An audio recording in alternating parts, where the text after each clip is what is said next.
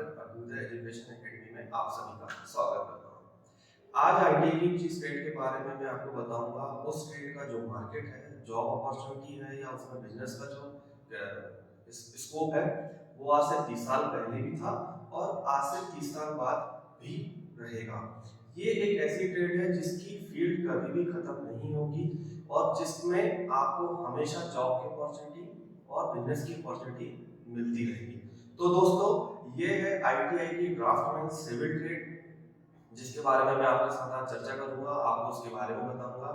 Civil trade के बारे में आप पहले से ही जानते हैं, हर छोटे बड़े शहर, चाहे वो मेट्रो सिटी हो, चाहे वो एक छोटी स्मॉल टाउन हो, चाहे वो किसी गांव का एरिया हो, सिविल इंजीनियरिंग का जो स्कोप है, जो दायरा है, वो हमेशा से रहा है और काफी बड़ा है।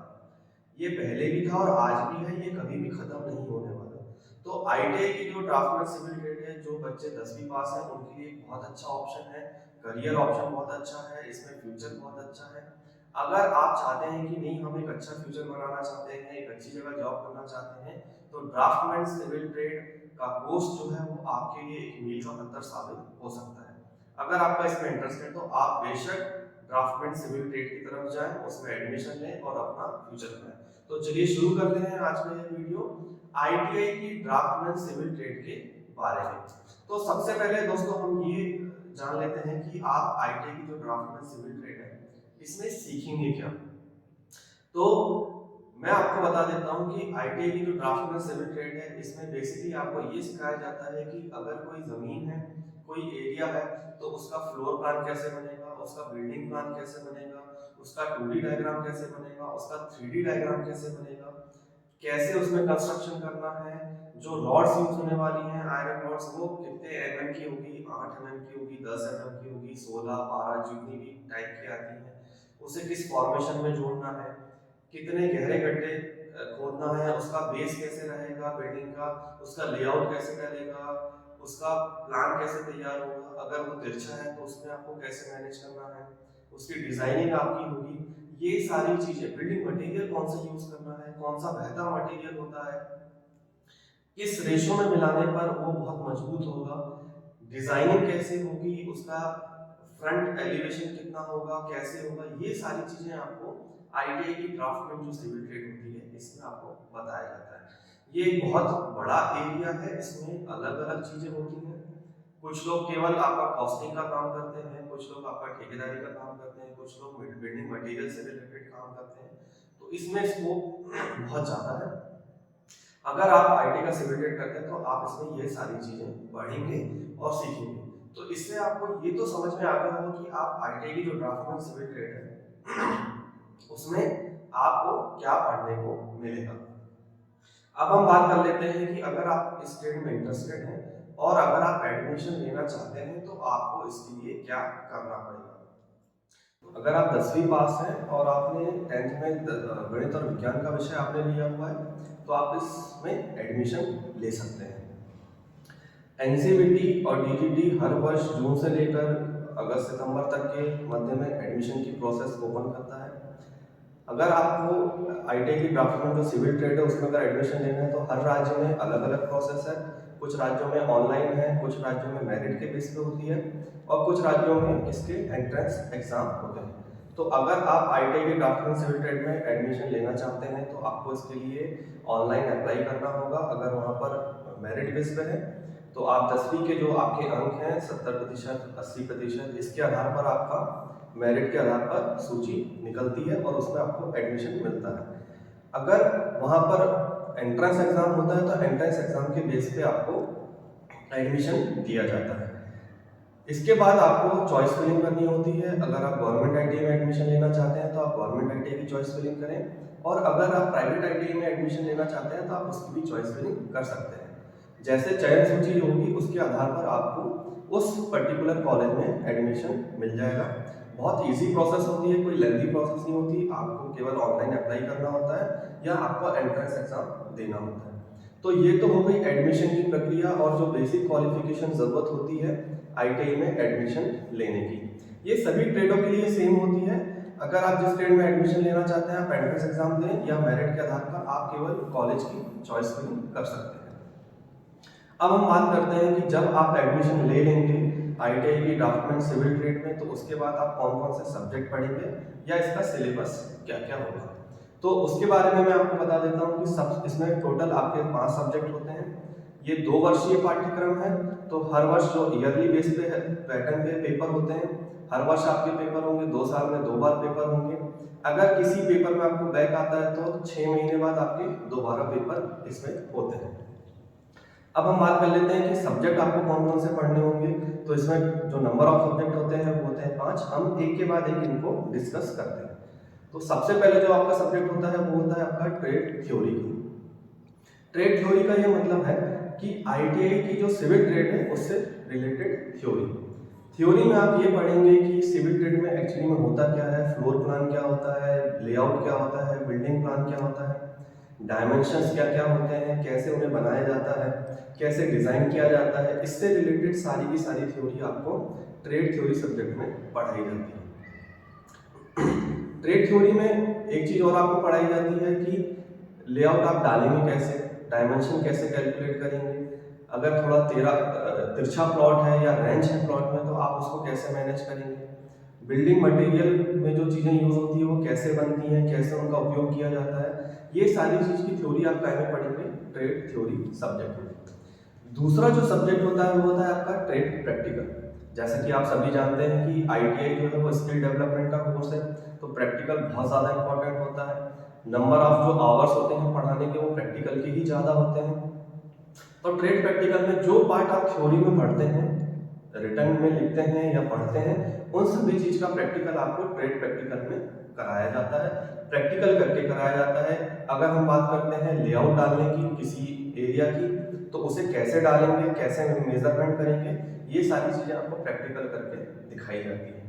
अगर आप किसी चीज़ का नक्शा बना रहे हैं, किसी बिल्डिंग का नक्शा बना रहे हैं, तो वो आपको प्रैक्टिकल करके दिखाया जाएगा, सिखाया जाएगा कि इसका नक्शा कैसे बनाया जाता है। तो ये सारी चीज़ें आपको प्रैक्टिकल करके दिखाई जाएगी। तीसरा जो सब्जेक्ट होता है वो होता है इंजीनियरिंग ड्राइंग का। इंजीनियरिंग ड्राइंग सिविल ट्रेड वालों के लिए इसलिए भी इम्पोर्टेंट है क्योंकि ये पूरा डिजाइनिंग से रिलेटेड सब्जेक्ट है, ट्रेड है। और इंजीनियरिंग ड्राइंग में भी आप क्या पढ़ते हैं, डिजाइनिंग ही पढ़ते हैं। किसी भी ऑब्जेक्ट का 2D डायग्राम, 3D डायग्राम कैसे बनेगा, ये सारी चीज़ें आपको इंजीनियरिंग ड्राइंग में सिखाई जाती हैं। उसका टॉप व्यू कैसे होगा, साइड व्यू कैसा होगा, उसे आप किसी 3D की चीज़ को 2D पेपर में कैसे बनाते हैं, कैसे उनके डायमेंशंस रखते हैं, कैसे कैलकुलेट करते हैं, ये सारी चीज़ें आपको इंजीनियरिंग ड्राइंग में पढ़ाई जाती हैं। तो इंजीनियरिंग ड्राइंग सिविल ट्रेड वालों के लिए स्पेशली एक बहुत इंपॉर्टेंट सब्जेक्ट है। अगर आपकी ड्राइंग अच्छी है तो इंजीनियरिंग ड्राइंग आपका आसानी से निकल जाएगा, और यह एक बहुत इंपॉर्टेंट सब्जेक्ट है सिविल ट्रेड वालों के लिए। चौथा जो सब्जेक्ट होता है वो होता है आपका वर्कशॉप कैलकुलेशन का। वर्कशॉप कैलकुलेशन बेसिकली जो सब्जेक्ट है वो है गणित का सब्जेक्ट। देखिए, आप जब सिविल ट्रेड में काम कर रहे हैं तो आपको कैलकुलेशन आना चाहिए, स्क्वायर मीटर को स्क्वायर फुट में कैसे कन्वर्ट करना है, कैसे उनका कैलकुलेशन करना है, कैसे उनका आंसर निकालना है, गुणा भाग, ये सारी चीज़ें आपकी सिविल ट्रेड में आती हैं। और वर्कशॉप कैलकुलेशन में भी आपको यही सिखाया जाएगा। ये बेसिकली 10वीं तक की गणित होती है और उतना ही आपको रिक्वायरमेंट होती है। तो ये बहुत ईजी सब्जेक्ट है, 10वीं तक आप गणित पढ़ते ही हैं, तो वर्कशॉप कैलकुलेशन आपके लिए बहुत बड़ा सब्जेक्ट नहीं होता है। आपको बेसिकली मैथमेटिक्स ही पढ़ना होता है, आप इसको भी आसानी से निकाल सकते हैं। पांचवा जो सब्जेक्ट होता है वो होता है एम्प्लॉयबिलिटी स्किल का। एम्प्लॉयबिलिटी स्किल में बेसिकली 2 पार्ट में होता है, एक होता है कंप्यूटर का पार्ट और एक होता है इंग्लिश का पार्ट। तो कंप्यूटर के पार्ट में बेसिकली आपको बेसिक कंप्यूटर पढ़ाया जाता है, उसके कॉन्फ़िगरेशन पढ़ाए जाते हैं, उसमें क्या क्या चीज़ें होती हैं, मेमोरी क्या होती है, पीसी क्या होता है, सीपीयू क्या होता है, एएलयू क्या होता है, ये सारा बेसिक जो होता है आपको कंप्यूटर में पढ़ाया जाता है। कंप्यूटर इसलिए भी ज़रूरी है क्योंकि आप सॉफ्टवेयर पे भी काम करेंगे, क्योंकि डिज़ाइनिंग के जो सॉफ्टवेयर आते हैं वो बड़े बड़े सॉफ्टवेयर होते हैं, इसलिए आपको कंप्यूटर का नॉलेज होना आवश्यक है, इसलिए भी कंप्यूटर आपको पढ़ना ज़रूरी है।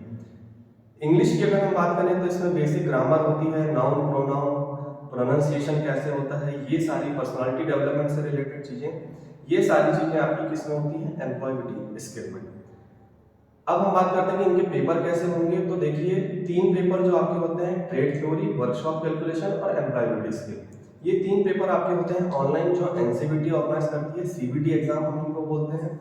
निम्मी पोर्टल के द्वारा इस पे एग्जाम होते हैं, ये ऑनलाइन होते हैं और ये ऑब्जेक्टिव टाइप एग्जाम होते हैं जिनको आपको ऑनलाइन देना होता है।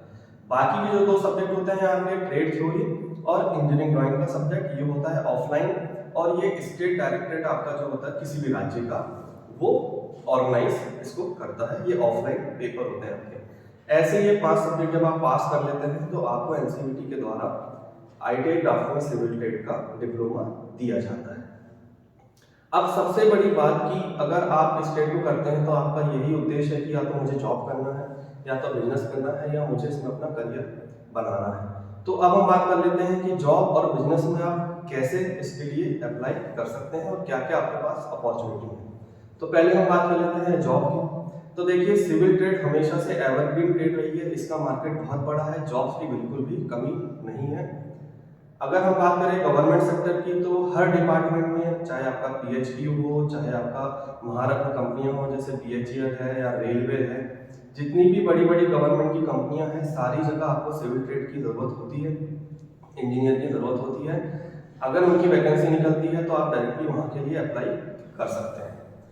अगर प्राइवेट सेक्टर की बात करें तो बहुत बड़े बड़े बड़े बिल्डर्स हैं या कंस्ट्रक्शन की जो कंपनियां हैं, हम आप सभी नाम जानते होंगे, DLF का नाम आपने सुना होगा।